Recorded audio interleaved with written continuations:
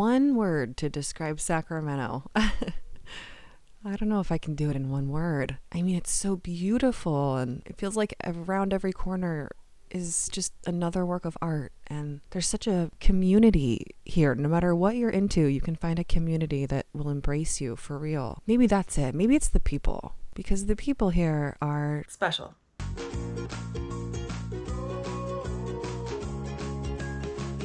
This episode, we're going to talk about the movie Inside Out. I know it doesn't take place in Sacramento. It's not about Sacramento. I know. But one of our fellow Sacramentans, Kaitlyn Dias, was the voice of Riley, the main character. So, Riley, how was the first day of school? Fine, I guess. Did you guys pick up on that? Sure did. Something's wrong. Signal the husband.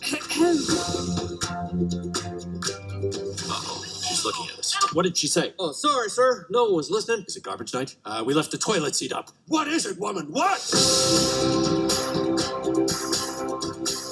I'm joy. This is sadness. That's anger. What? This is disgust. And that's fear.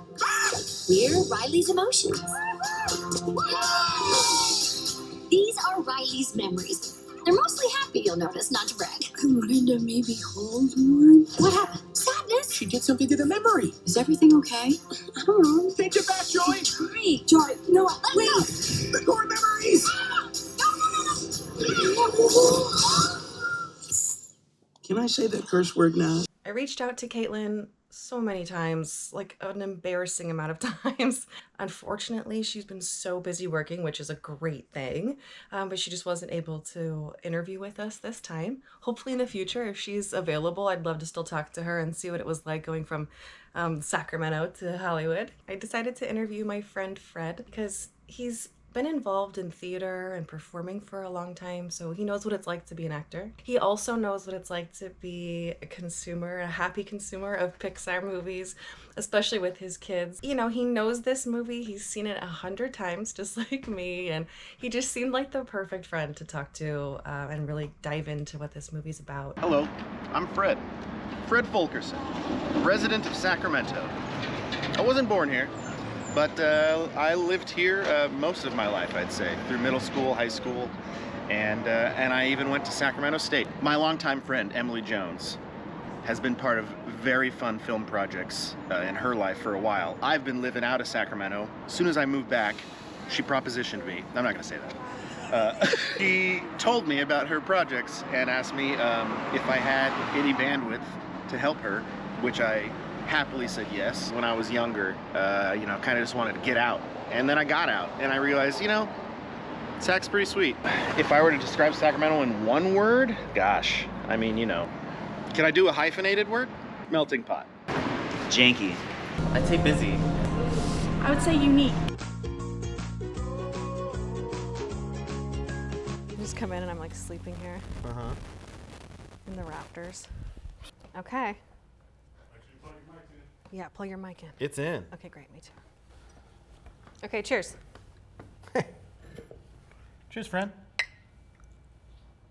Hey, Fred. Hey, Emily. Yes, hello, Fred is me. I am Fred. We do a synopsis? I forgot. Absolutely. You know what, Emily? Let's back up. Why don't you give us a nice little synopsis of the Inside Out? After young Riley is uprooted from her Midwest life and moved to San Francisco, her emotions conflict on how to best adjust, which is so relatable. I think that's the thing about Pixar movies too, is they're so relatable, right? Like even if they're just about toys coming to life or whatever, you can so still relatable. relate. The toys coming to life. Inside Out, I've seen it. I have children. I'm alive in the universe. I've seen Inside Out. Right. But I was not aware that Riley was voiced by Kaitlyn Dias. Kaitlyn Dias, yes, yeah. El Dorado Hills native.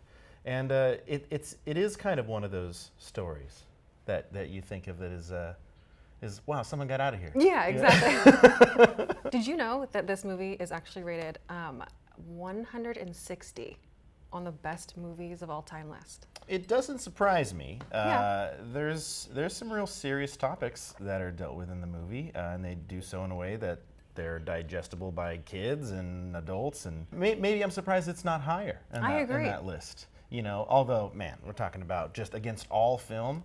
Right. That's something to be said. It's an animated film. I'm sure Like there's of not. all cinema. Right. Yeah. I'm sure there's not many animated films on the list of greatest films. Where does it fall on your list? My list of greatest films?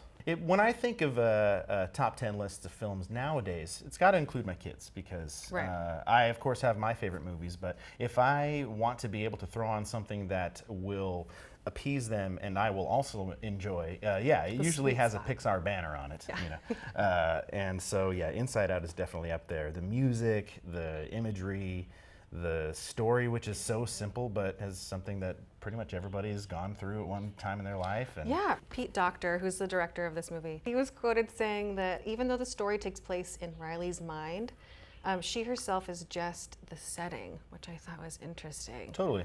I think it is important that we talk about setting, not only in the movies, but like that is our show, right? Like we have to talk about the setting that is Sacramento.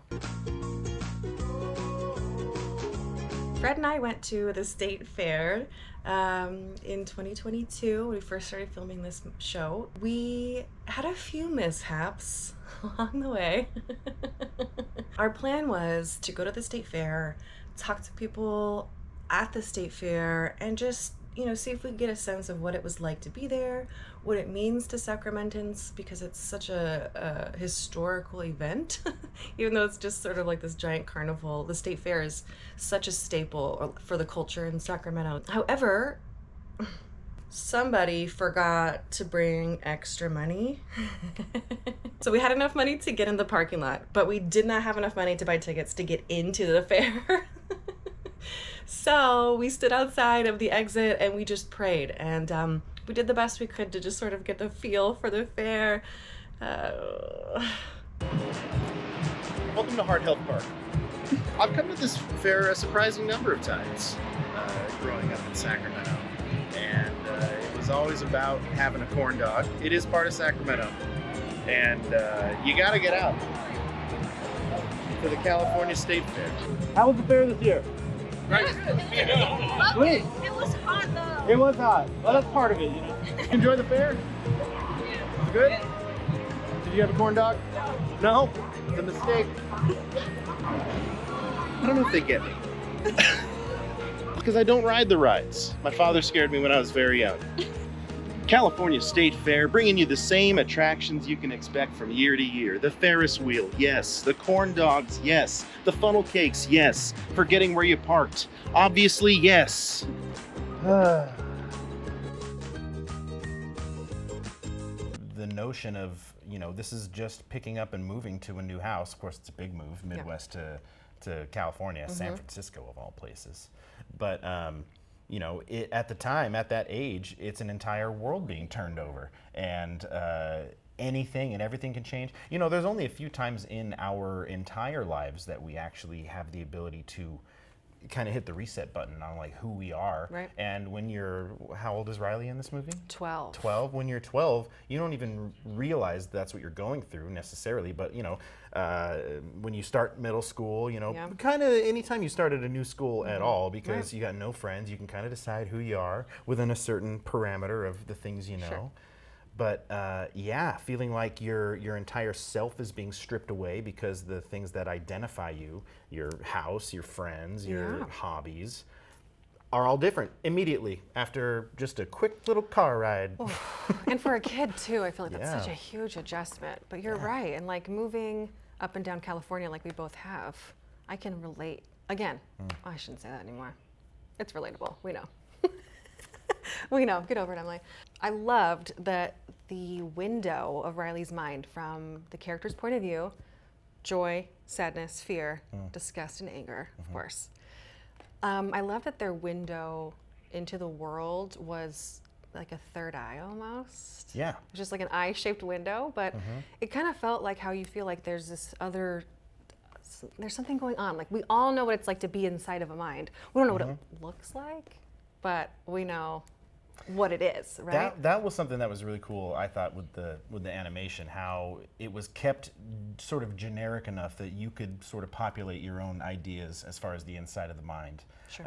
You know, they could have gotten very specific in a lot of areas with anger and sadness and where things come from and the why, but ultimately just to show like the chaos of all the emotions. We do ultimately learn that you know, sadness and joy do have to have this like beautiful balance in order to work, which I also resonated with as well. You know, I struggled with like depression and anxiety my whole life. It was like, oh, I'm not the only person with chaos going on inside my brain. Everyone is. Yeah. And I just, I really appreciate how it gave me that perspective. You know? I love when we get to see in other people's minds too. It's not just Riley's mind. I love that we get to go to like the cat and the dog at the end, or even the mom and dad, which I thought was interesting now being a mom. Seeing the mom's mind was interesting. You know, it was led by sadness instead of joy, like in Riley's mind. And then in the dad's mind, it was anger. Anger, yeah. yeah. Do you resonate with that at all? I wouldn't inherently say that the dad is an angry person or that the mom is like a sad mom. Right. But what I think it does show is that, you know, whereas Joy was sort of the, you know, the leader of Riley's emotions, that maybe sadness was the leader of her mom's emotions when she was younger. Another thing that I loved a lot was Dream Productions. And I love that, like, this whole idea that there's this, you know, television production that's making your dreams at night out of the memories that you had. What a thought. I know. Yeah, I'm having a very surreal moment because this is a bit of a dream production. Hey. Here we are. Hey. Anyway, here we are. What's that show called? Hometown Famous? No, this is just so silly. I think it's adorable how they put like a reality filter on it, and so they make these little like brain cells. Really, is what they are. Little mind workers, look like people from her life. And we were just talking about the memory of broccoli pizza. Oh yes, that comes up when Riley and her family moved to San Francisco. They need to find pizza. It's a pick-me-up. It's gonna pick up the spirits. It's gonna kill some time, and they go to the closest pizza place in San Francisco. Lo and behold, they only serve broccoli pizza. Hi, I'm making broccoli pizza. First, I'm doing the dough. Here's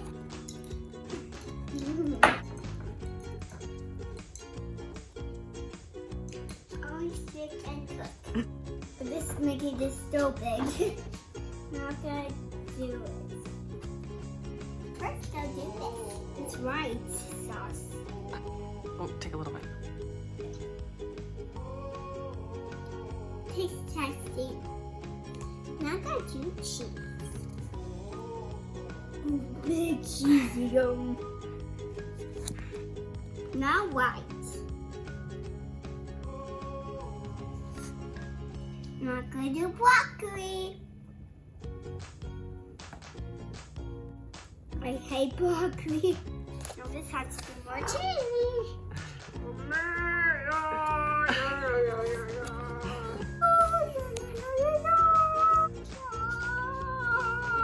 Spread it. Mush it. Open it.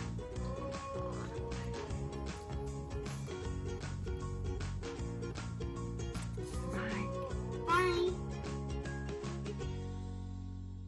there's so much that I connect with just on a human level, but I guess you're right. There's so much of it that has to do with Sacramento, even not having to do specifically with Sacramento, you know? Sure. It's just because I grew up here, and so these memories that I have that I imprint on watching a movie like this, they all take place in Sacramento. Yeah. And then, knowing that the voice of the character is from El Dorado Hills is just so funny.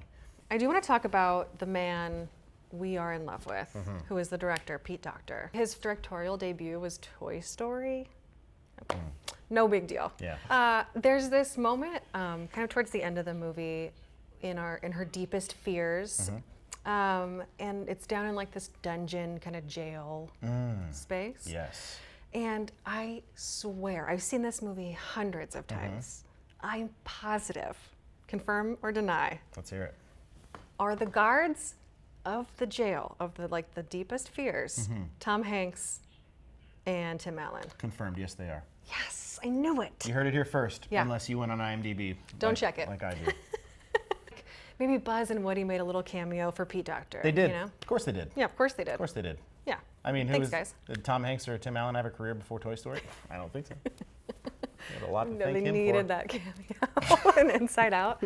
The name of the movie is quite perfect, you know, Yeah. emotions, we're turning it inside out, you know, but also you will be turned inside out emotionally.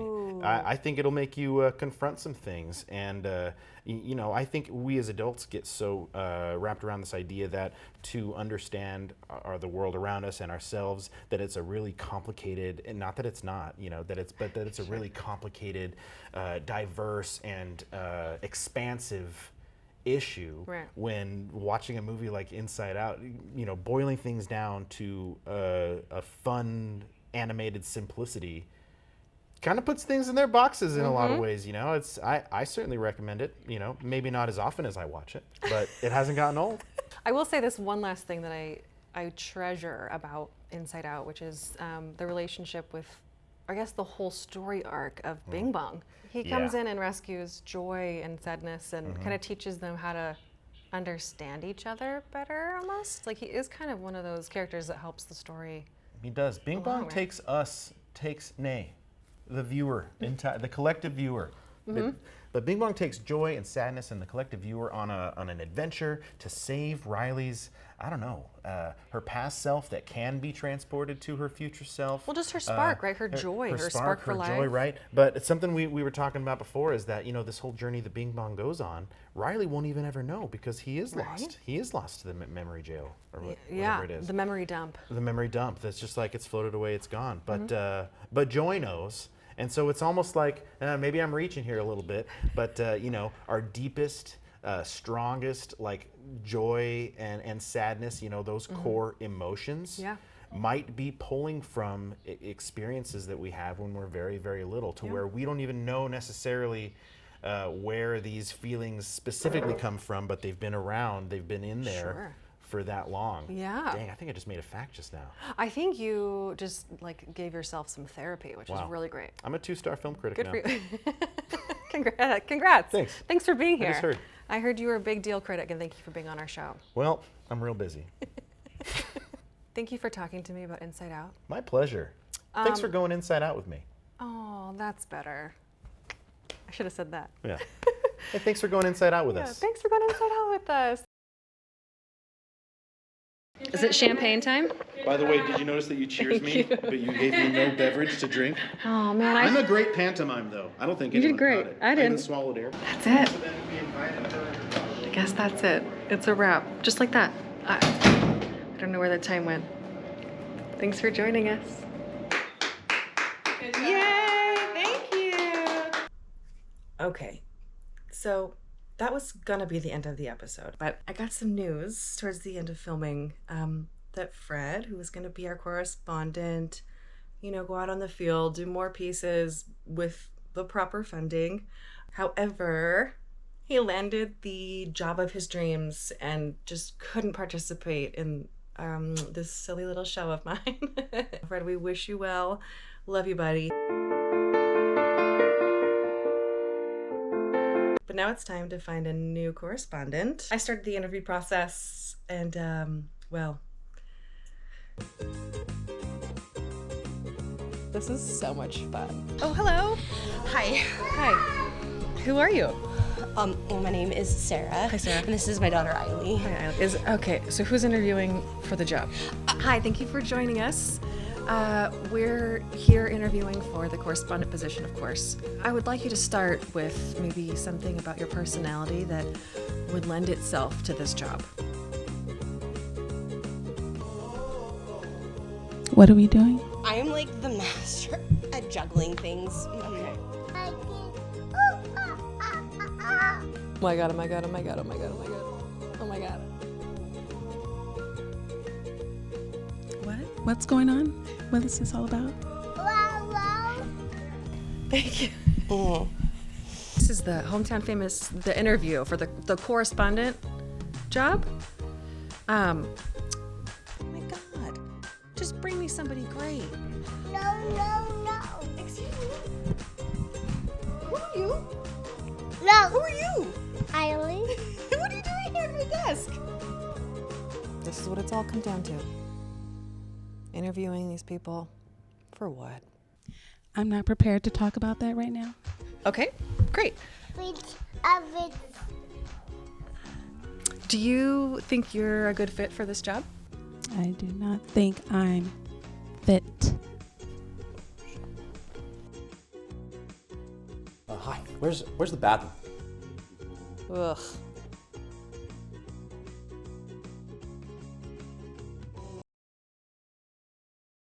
What am I scared of?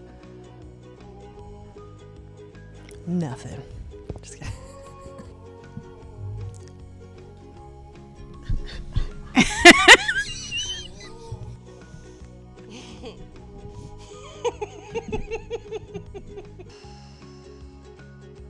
Is that okay, Marcus?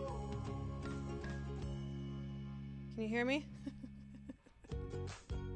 Yes, she is paying you, Barrett.